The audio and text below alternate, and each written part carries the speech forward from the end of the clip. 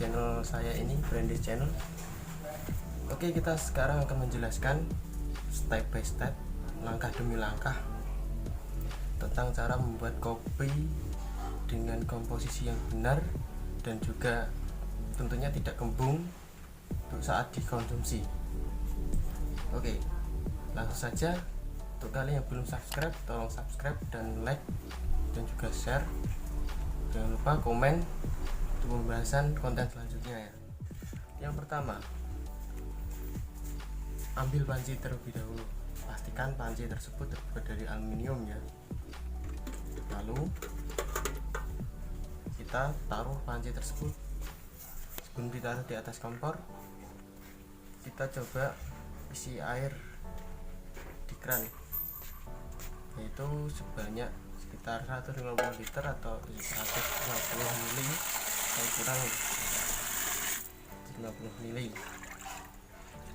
Terus yang ketiga, kita taruh panci yang bersih air tadi di atas kompor gas, terserah pokoknya kompor gas, kompor kayu bakar, yang penting bisa dinyalakan apinya.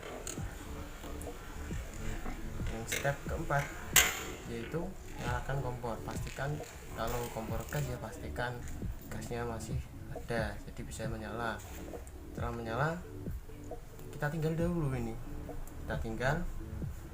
kita lanjut ke mencari gelas kaca atau gelas aluminium atau gelas plastik, terserah, yang penting gelas yang bisa diisi. Tuang ke gelas 1 sendok gula pasir. Ini tergantung selera masing-masing. Kalau kalian suka yang agak pahit ya gulanya sedikit, kalau kalian suka yang manis gulanya agak banyak kan, nggak apa-apa. Terus 1 sendok bubuk kopi ya, bubuk kopi murni kalau punya saya ini. Terus lalu kita step selanjutnya, kita menunggu air yang kita rebus tadi mendidih sampai bergelembung seperti digambar di sini.